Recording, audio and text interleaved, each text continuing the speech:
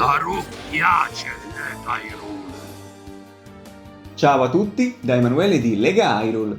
Le informazioni contenute nei manga non vanno considerate canoniche. Come esempio posso prendere il manga di Akira Himekawa ispirato al videogioco Majora's Mask, alla fine del quale compare una forma draghesca di Majora, prima che fosse trasformato in una maschera.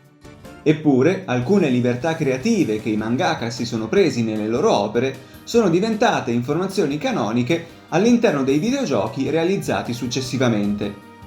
Per esempio, è stato Eiji Aonuma stesso a dichiarare che i falchi, introdotti per la prima volta in The Wind Waker, sono stati ispirati dalla razza dei Watarara, presenti nel manga Ocarina of Time di Akira Himekawa. I manga delle due autrici che si celano dietro al nome Akira Himekawa però non sono gli unici a essere stati realizzati. Difatti, la saga di The Legend of Zelda ha avuto adattamenti cartacei fin dal 1986 e questi Watarara potrebbero a loro volta essere stati ispirati dal Cavaliere Rohan, un nome che suona familiare, presente nel manga A Link to the Past di Shotaro Ishinomori, il quale si trasforma in una creatura con le sembianze di uccello all'interno del mondo delle tenebre, laddove invece Link si trasforma in un leprotto rosa. Un altro esempio.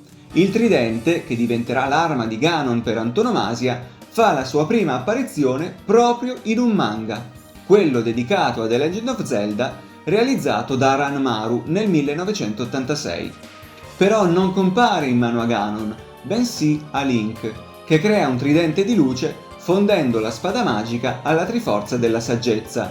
Questo ci conduce al centro del discorso, perché di recente ho potuto mettere le mani sui volumi dei manga realizzati da Ranmaru tra il 1986 e il 1988, ispirati ai primi due videogiochi di Zelda per NES, nei quali ho trovato alcune idee interessanti che magari potremmo ritrovare in Tears of the Kingdom.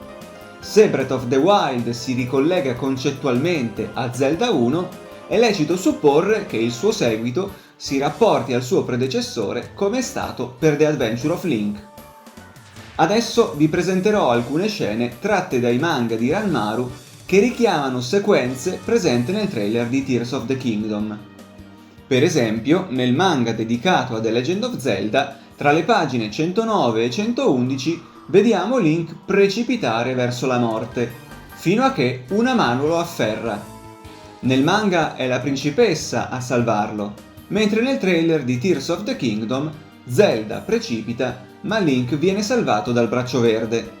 D'accordo, questa non è granché come somiglianza, allora andiamo avanti e passiamo al secondo manga, ispirato a Zelda 2. Nel secondo volume, alle pagine 68 e seguenti, la spada di Link si spezza, proprio come sappiamo accade in Tears of the Kingdom alla spada suprema. Nel manga è Link stesso a rifoggiarla come un fabbro presso le fucine della città di Darunia e, per infonderle maggiore potere, durante lo scontro finale la fonde con i 3 triangoli di Triforza. Mentre nel libretto di istruzioni si ipotizza che il mago consigliere del giovane re, fratello della principessa Zelda I, fosse un alter ego di Ganon, questo di Ranmaru è stato il primo manga ad avere mostrato Ganon umano e 2 Ganon contemporaneamente. In questo contesto, il Ganon bestiale è la parte malvagia del cuore di Ganon umano che ha preso il sopravvento su quest'ultimo. Forse in Tears of the Kingdom 10.000 anni fa Ganondorf era buono e ha tentato di opporsi al rancore che risiede in lui? E questa scena di Ganondorf alla testa dei Cavalieri Gerudo potrebbe, di conseguenza, mostrare un sovrano buono che si sta dirigendo alla guerra a fianco degli altri popoli di Hyrule per affrontare il rancore che è fuoriuscito da sé? In entrambi i manga lo scontro finale è interessante. Nel manga ispirato a Zelda 1, alle pagine 178, 179 e seguenti, si vede Link essere trasportato in volo dal pappagallo Watt, il che ci richiama alla mente Skyward Sword, ma anche questa scena di Tears of the Kingdom, in cui Link vola sopra un uccello di pietra. Tale vicenda si presenta ancora meglio nel terzo volume del manga dedicato ad Adventure of Link. Alla pagina 149 e seguenti vediamo lo scudo di Link ingrandirsi fino a diventare un grande oggetto volante, inanimato come l'uccello di roccia. Nel gioco potrebbe accadere qualcosa di simile? L'uccello di roccia potrebbe essere uno strumento utilizzabile in qualsiasi momento che sia trasportabile oppure evocabile? Lo scudo però non è utilizzato da Link, bensì da Billy, un guerriero più inesperto. E questo perché, cosa ancora più sorprendente, Link può volare, grazie agli stivali alati, quelli che nel gioco gli permettono di levitare sopra la superficie dell'acqua. Dunque, nel manga di Ranmaru, Link affronta Ganon in volo e con una spada potenziata dalla Triforza. Forse anche in Tears of the Kingdom inseguiremo Ganon o Ganondorf in volo durante lo scontro finale, come fa Link nel manga di Ranmaru? Forse Link potrà non solo planare grazie alla nuova paravela, ma persino volare, che sia grazie agli stivali alati oppure all'uccello di pietra?